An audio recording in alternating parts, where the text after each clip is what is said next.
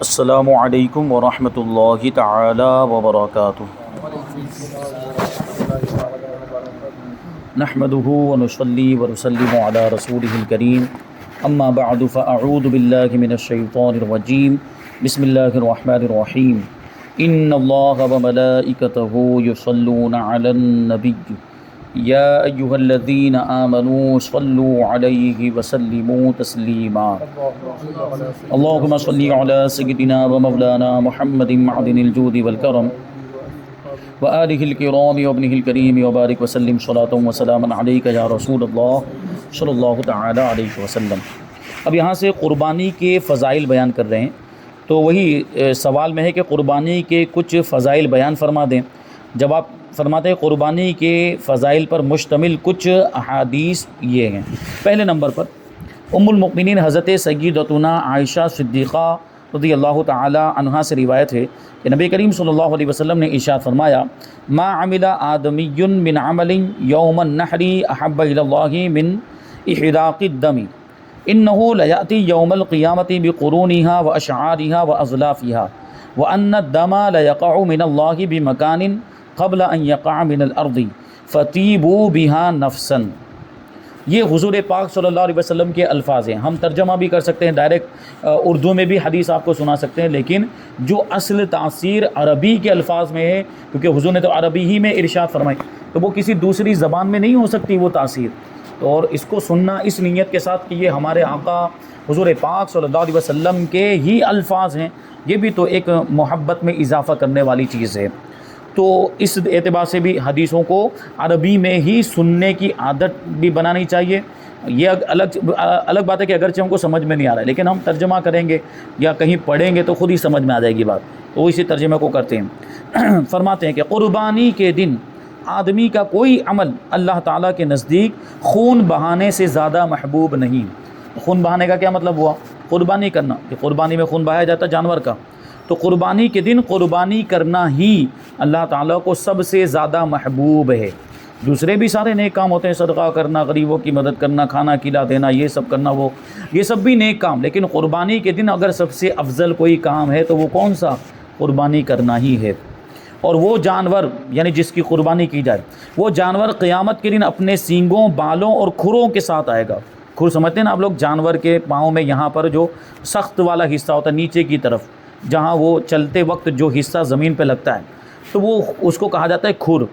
تو یہ جو جانور ہیں قیامت کے دن اپنے سینگوں، بالوں اور کھروں کے ساتھ آئے گا، اور قربانی کا خون زمین پر گرنے سے پہلے اللہ تعالیٰ کی بارگاہ میں پہنچ جاتا ہے، یعنی قربانی قبول ہو جاتی ہے۔ لہٰذا خوش دلی سے قربانی کیا کرو، یعنی اچھی نیت کے ساتھ، خلوص کے ساتھ قربانی کیا کرو۔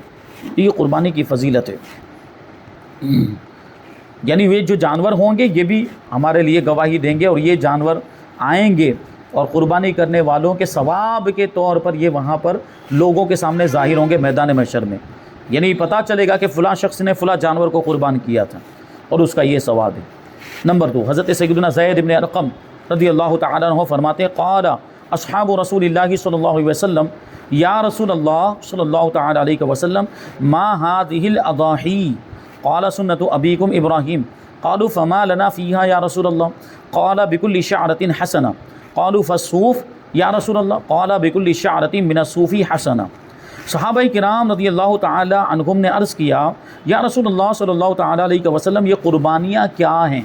دیکھیے صحابہ کرام کا بھی ہم پر بہت بڑا احسان ہے۔ تو صحابہ کرام سوالات کرتے تھے، اس کی وجہ سے بہت ساری چیزیں ایک تو معلوم ہوتی تھی ہم کو، کہ صحابہ کرام کے ذریعے سے باتیں ہم تک پہنچی۔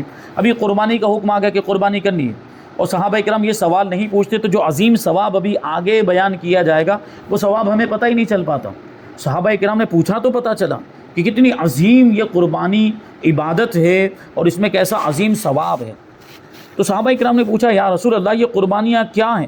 تو حضور پاک صلی اللہ علیہ وسلم نے ارشاد فرمایا کہ تمہارے باپ ابراہیم کی سنت ہے۔ حضرت ابراہیم علیہ السلام نے یہ حضرت اسماعیل علیہ السلام کو قربان کرنے کا ارادہ کیا تھا، کیونکہ اللہ تبارک و تعالیٰ کی طرف سے حکم تھا کہ اپنی سب سے پیاری چیز کو اللہ کی بارگاہ میں قربان کرو۔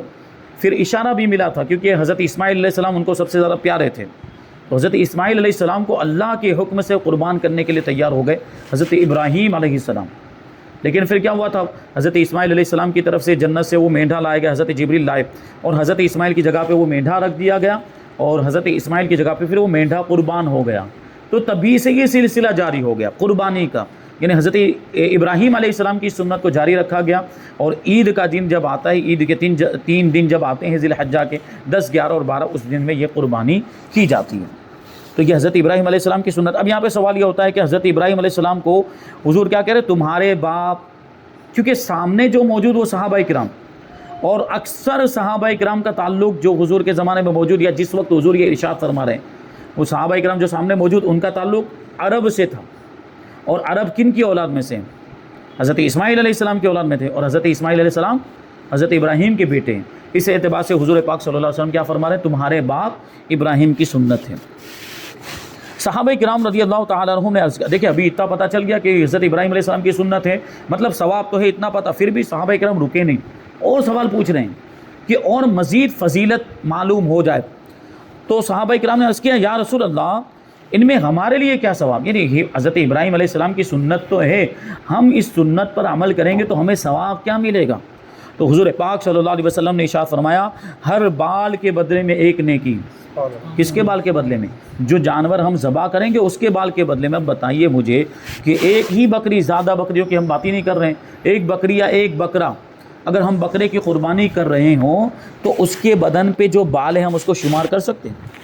نہیں، گن ہی نہیں سکتے، اتنے زیادہ بال ہوتے ہیں، وہ لاکھوں کروڑوں کی تعداد میں بھی ہو سکتے ہیں، گننا مشکل ہے۔ تو اب سوچیں کہ کتنا ثواب ہمیں ملتا ہوگا جب ہم یہ بکرے وغیرہ کی قربانی اللہ کی راہ میں کرتے ہیں۔ اس کے جسم پر جتنے بھی بال ہیں ہر بال کے بدلے میں ایک نیکی ملتی ہے۔ تو عرض کیا، اور اون میں؟ یا رسول اللہ اون میں ثواب ہے کہ نہیں؟ اون یعنی جو بال والے جانور ان کے جسم پر تو بال ہوں گے، لیکن کچھ جانور ایسے ہوتے ہیں جیسے بھیڑ، جس کو ہم لوگ کیا بولتے ہیں، گھیٹا، اس کے جسم پر وہ اون ہوتی ہے جس سے اون بنتا ہے، وہ بال کو کاٹنے کے بعد اون بنایا جاتا ہے۔ تو اون میں کیا ثواب ہے؟ بال میں اور اون میں ویسے زیادہ فرق نہیں ہے، لیکن اون میں جو بال ہوتے ہیں وہ باریک باریک بال ہوتے ہیں، اور بال تو بال ہم جانتے ہیں کہ بال کیسے ہوتے ہیں، اون میں جو بال ہوتے ہیں بالکل باریک باریک ہوتے ہیں۔ تو اس کے بارے میں صحابہ کرام نے پوچھا کہ یا رسول اللہ کہ بکرے کے جسم پر بال ہوتے ہیں تو چلو ہر بال کے بدلے میں ایک نیکی، لیکن جو بھیڑ اور مینڈھے وغیرہ کے جسم پر جو اون ہوتی ہے اس اون میں تو کتنے باریک باریک بال ہوتے ہیں، تو کیا ان میں بھی ہر ایک بال کے بدلے میں ثواب ملے گا؟ یہ صحابہ کرام نے تعجب کے طور پر پوچھا تھا۔ تو حضور پاک صلی اللہ علیہ وسلم نے ارشاد فرمایا کہ اس کے ہر بال کے بدلے میں بھی ایک نیکی، یعنی اون کے ہر ایک بال کے بدلے میں بھی نیکی ہے۔ نمبر 3، حضرت سیدنا امام حسن بن علی رضی اللہ تعالی عنہما سے روایت ہے، رسول اللہ صلی اللہ علیہ وسلم نے ارشاد فرمایا، من ضحى طیبۃ بها نفسه محتسبا لأضحیتہ کانت لہ حجابا من النار، کہ جو ثواب کی نیت سے، ثواب کی امید پر خوش دلی سے یعنی خلوص کے ساتھ قربانی کرے تو وہ قربانی اس کے لیے جہنم سے حجاب ہو جائے گی، یعنی جہنم سے پردہ بن جائے گی، جہنم کی آگ سے اس کے درمیان وہ آڑ بن جائے گی۔ یہ بڑے ثواب کی بات ہے۔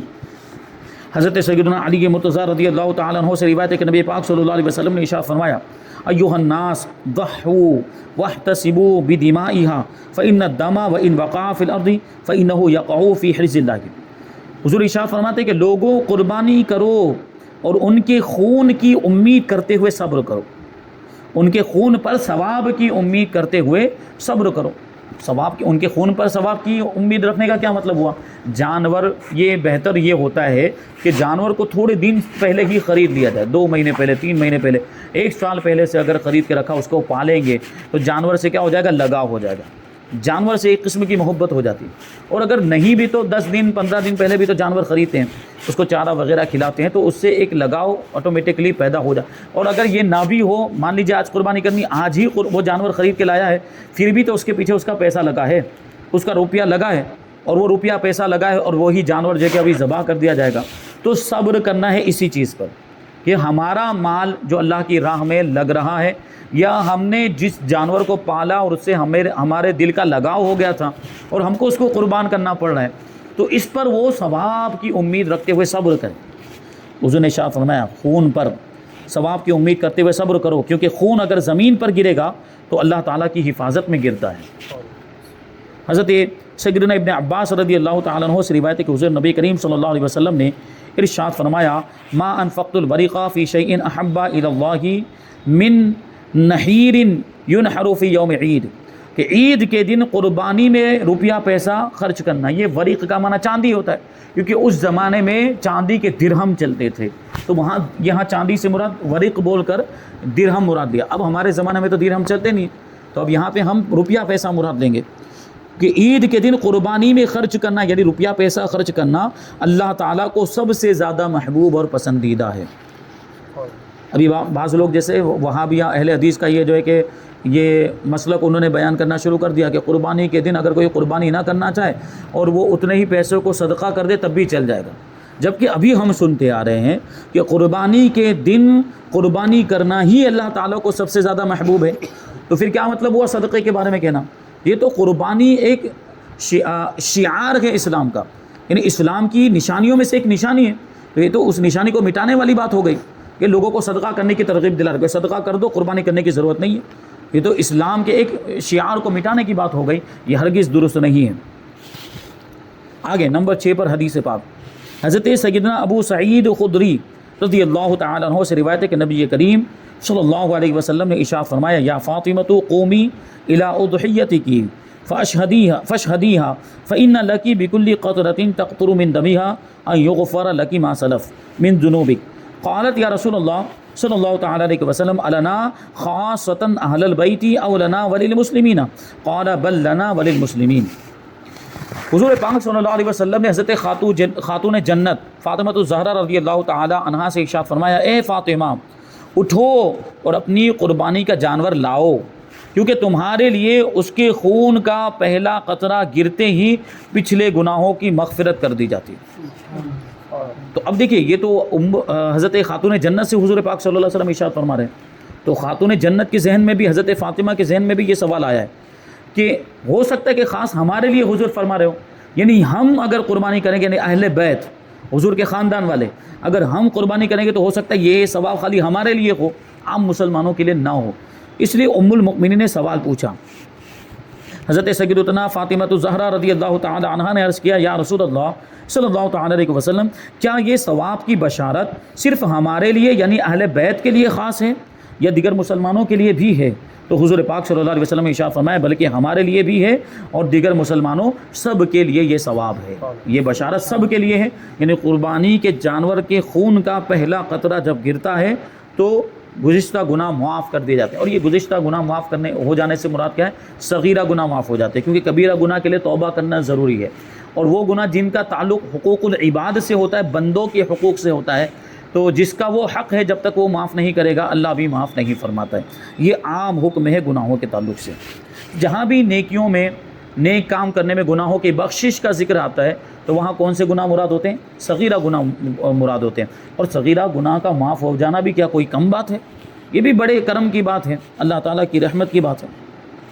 نمبر 7 حضرت سیدنا علی رضی اللہ تعالیٰ عنہ سے مروی ہے کہ حضور نبی پاک صلی اللہ علیہ وسلم نے ارشاد فرمایا ان رسول اللہ صلی اللہ علیہ وسلم قال لفاطمہ یا فاطمہ قومی فاشهدی اضحیتک اما ان لکی باول قطرۃ تقطر من دمها مغفرۃ لكل ذنب اما انه یجاء بها یوم القیامة بلحومها ودمائها 70 ضعفا حتى توضع في میزانک.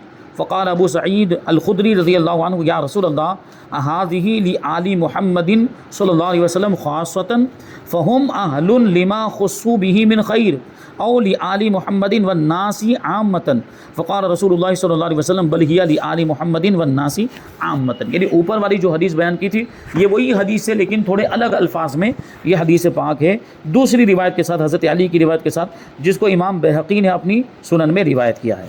اس کا ترجمہ ہوتا ہے کہ اے فاطمہ اٹھو اور اپنی قربانی کا جانور لے کر آؤ، کیونکہ اس کے خون کا پہلا قطرہ گرتے ہی تمہارے تمام گناہ معاف کر دیے جائیں گے، اور قیامت کے دن اس کا خون اور اس کا گوشت 70 گنا اضافے کے ساتھ تمہارے میزان میں رکھا جائے گا. 70 گنا اضافہ کر دیا جائے گا، بڑھا دیا جائے گا، پھر اس کو میزان عمل میں رکھا جائے گا. تو اگر ایک ہم نے زندگی میں کتنے جانور کو قربان کیا ہوگا، وہ جانور اگر جیسے ہماری 50 سال کی عمر ہوتی ہے بالغ ہونے کے بعد سے لے کر، یا 60 سال کی عمر لیتی، یا جو ہے کہ ہو سکتا ہے کہ بیچ میں قربانی فرض نہ ہوئی ہو، واجب نہ ہوئی ہو، کچھ سال قربانی واجب نہیں ہوئی ہے، تو ہم نے 40 سال تک قربانی کی یا ہم نے 50 سال تک قربانی کی، ہر سال ایک ایک جانور بھی اگر مان کر چلے تو وہ جانور ویسے ہی اتنی تعداد میں ہو جاتے ہیں۔ لیکن فرمایا جا رہا ہے کہ یہ جتنے جانور تو ہوں گے ان میں اضافہ کر دیا جائے گا، کتنا؟ 70 گنا، یعنی ایک جانور یہ 70 گنا جانوروں کے برابر ہو جائے گا، پھر اس کو میزان میں رکھا جائے گا۔ تو سوچیں اب ہمارے میزان کا پلہ جو نیکیوں کا ہوگا وہ بھاری ہوگا، ظاہر سی بات ہے۔ حضرت سیدنا ابو سعید خدری رضی اللہ تعالیٰ عنہ نے عرض کیا، یا رسول اللہ صلی اللہ تعالیٰ علیہ وسلم، کیا یہ بشارت صرف آل محمد صلی اللہ علیہ وسلم کے ساتھ خاص ہے؟ یعنی کیا یہ حضور کے گھر والوں کے لیے ہے یہ بشارت؟ کیونکہ حضور نے حضرت فاطمہ سے ارشاد فرمایا تھا، فرماتے کیونکہ ہر خیر کے ساتھ خاص کیے جانے کے وہی اہل ہیں، یہ اہل بیت کے حضور کی نسبت کی وجہ سے ہر بھلائی کے سب سے زیادہ حقدار کون ہیں؟ اہل بیت ہیں، حضور کے خاندان والے۔ یا یہ بشارت آل محمد صلی اللہ علیہ وسلم کے لیے خصوصاً اور دیگر مسلمانوں کے لیے عموماً ہے؟ تو حضور پاک صلی اللہ علیہ وسلم نے ارشاد فرمایا آل محمد کے لیے بالخصوص اور دیگر مسلمانوں کے لیے عمومی طور پر یہ بشارت ہے۔ نمبر 8، حضرت برا رضی اللہ تعالیٰ عنہ سے روایت ہے کہ نبی کریم صلی اللہ علیہ وسلم وہ فرماتے ہیں، یعنی حضرت برا ابن عازب رضی اللہ تعالیٰ عنہ فرماتے ہیں کہ میں نے نبی کریم صلی اللہ علیہ وسلم کو عید الاضحیٰ کے دن خطبے میں یہ فرماتے ہوئے سنا، انا اول ما نبدأ من یومنا هذا ان نصلی ثم نرجع فننحر فمن فعل فقد اصاب سنتنا۔ بڑی پیاری حدیث ہے، یہ بقرہ عید کے دن ہمیں عید الاضحیٰ کے دن کیا کام کرنے چاہیے وہ بتائے جا رہے ہیں۔ حضور پاک صلی اللہ علیہ وسلم ارشاد فرماتے ہیں کہ آج ہم اپنے اس دن کا آغاز یوں کریں گے، یعنی اس دن کی شروعات، عید کے دن کی شروعات ہم یوں کریں گے کہ پہلے ہم نماز پڑھیں گے۔ کون سی نماز؟ عید کی نماز۔ ہم عید کی نماز پڑھیں گے، پھر واپس آ کر قربانی کریں گے، اور جس نے یہ کام کیا یعنی عید کی نماز پڑھنے کے بعد اس نے قربانی بھی کی، اس نے ہماری سنت کو پا لیا۔ یہ بڑی فضیلت کی بات ہے۔ اب یہاں پہ فضائل مکمل ہو گئے، اب یہاں سابقہ امتوں میں قربانی کا معاملہ تھا کہ نہیں، قربانی کا رواج تھا کہ نہیں، یہ ہمارے لیے تو قربانی ہے، لیکن ہم سے پہلے جو امتیں گزری ہیں انبیاء کرام کی، کیا ان میں بھی قربانی کا یہ عمل ہوتا تھا؟ تو اسی کے تعلق سے سوال ہے کہ کیا قربانی کا عمل سابقہ امتوں میں بھی رائج تھا؟ تو جواب جی ہاں، قربانی کا عمل سابقہ امتوں میں بھی رائج تھا۔ چنانچہ قرآن مجید میں ہے وَلِكُلِّ أُمَّةٍ جَعَلْنَا مَنسَكًا لِيَذْكُرُوا اسْمَ اللَّهِ عَلَىٰ مَا رَزَقَهُم مِّن بَهِيمَةِ الْأَنْعَامِ۔ کنز الایمان کا ترجمہ ہے کہ اور ہر امت کے لیے ہم نے ایک قربانی مقرر فرمائی کہ اللہ کا نام لیں اس کے دیے ہوئے بے زبان چوپایوں پر ان کے ذبح کرتے وقت۔ تو یہی تو ہوتا ہے قربانی میں کہ جانور کو، بے زبان جانور کو ذبح کیا جاتا ہے اور اللہ کا نام لے کر ذبح کیا جاتا ہے۔ اب انشاءاللہ تبارک و تعالیٰ یہاں سے پوری تفصیل کے ساتھ یہ کچھ واقعات کی روشنی میں بتائیں گے کہ اگلی امتوں میں قربانیاں کیسے ہوتی تھیں۔ اور سب سے پہلے حضرت آدم علیہ السلام کے دور میں وہ جو مشہور واقعہ ہے حابیل اور قابیل کا واقعہ، کہ قابیل نے حابیل کو قتل کر دیا تھا، جو اقلیمہ جو یہ جس کا نکاح ہونے والا تھا حابیل کے ساتھ، لیکن قابیل اس کا طالب ہوا، قابیل نے کہا کہ میں اس سے نکاح کروں گا کہ یہ زیادہ خوبصورت ہے، اور اس معاملے میں پھر قربانی پیش کرنے کی بات آئی تھی۔ تو حابیل کی قربانی تو قبول ہو گئی تھی لیکن قابیل کی قربانی قبول نہیں ہوئی تھی۔ تو اس واقعے میں دیکھیں قربانی کا ذکر ہے، اس سے پتہ چلتا ہے کہ اگلی امتوں میں کیا بلکہ دنیا کی شروعات ہی سے قربانی کا معاملہ ہے اور قربانی کا رواج ہے، کیونکہ حضرت آدم علیہ السلام تو سب سے پہلے انسان، اور یہ دونوں انہی کی اولاد میں سے تھے، اور حضرت آدم علیہ السلام بھی اس وقت موجود تھے، تو پتہ چلا کہ قربانی کا رواج اسی وقت سے ہے۔ پھر اس کے بعد یہ حابیل اور قابیل کے بعد حضرت ابراہیم علیہ السلام کی قربانی کا ذکر ہوگا قرآن مجید کی آیتوں کی روشنی میں۔ پھر حضرت موسیٰ علیہ السلام کی قوم نے کیسے قربانی پیش کی تھی اس کو ذکر کریں گے، حضرت سلیمان علیہ السلام کی قربانیاں، اور حضرت عبد المطلب جو حضور پاک صلی اللہ علیہ وسلم کے دادا جان ہیں ان کی قربانی کا بھی ذکر اس میں آئے گا۔ تو اللہ تبارک و تعالیٰ کی بارگاہ میں دعا کرتے ہیں کہ جو کچھ بھی بیان ہوا اس پر ہم سب کو عمل کرنے کی توفیق عطا فرمائے۔ وما علینا الا البلاغ۔ السلام علیکم۔